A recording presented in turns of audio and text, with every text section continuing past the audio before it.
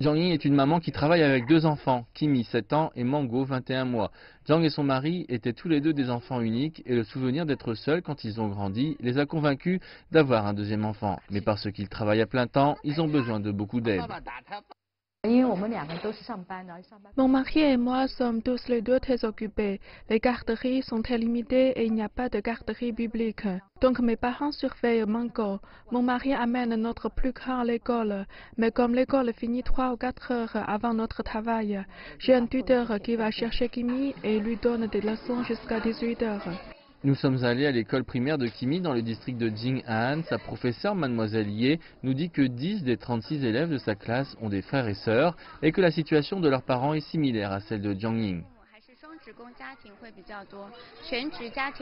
La plupart des parents sont des couples qui travaillent, donc c'est devenu la responsabilité des grands-parents de prendre soin des enfants.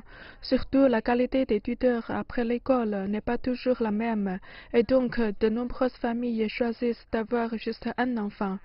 Ceux qui en ont deux ont tendance à avoir des grands-parents plus jeunes ou sont des mères à plein temps, donc ils peuvent avoir plus de temps à passer avec leurs enfants. Selon les chiffres de janvier du BNS, près de 9 millions de nouveau-nés en 2017 étaient un deuxième enfant, représentant plus de la moitié des nouveau-nés. Ce chiffre compense le niveau historiquement bas de bébés nés comme premier enfant.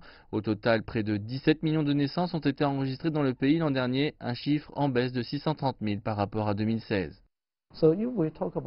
La chose la plus importante de la démographie est que le chiffre du premier enfant a baissé plus sérieusement. Cela signifie que les jeunes couples se marient plus tard, qu'ils restent dans leur famille plus longtemps. Donc c'est plus important que le deuxième enfant.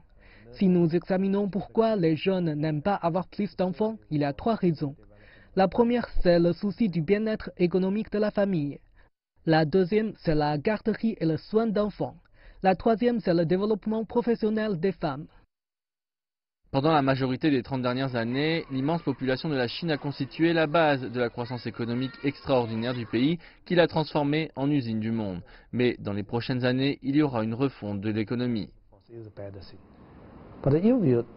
Si vous parlez du système économique traditionnel, on dira que le déclin de la force de travail est une mauvaise chose. Mais si vous dites que nous sommes dans une nouvelle phase de l'économie comme China Manufacturing 2015 ou la nouvelle révolution industrielle, nous parlons de l'IA, nous parlons des robots, nous pouvons voir qu'il y a bien plus de nouveaux développements dans l'économie, qu'ils affecteront l'offre de travail, l'équilibre de la force de travail et un problème d'emploi. Le professeur Pang ajoute toutefois que les changements démographiques menacent le financement d'une foule de programmes sociaux comme l'assurance santé et le système des retraites. La population en âge de travailler en Chine, celle qui a entre 16 et 59 ans, diminue depuis les 6 dernières années. Actuellement, chaque bénéficiaire de la retraite en Chine est soutenu par environ 2,8 travailleurs, mais d'ici 2050, chaque retraité aura le soutien de seulement 1,5 travailleurs actifs.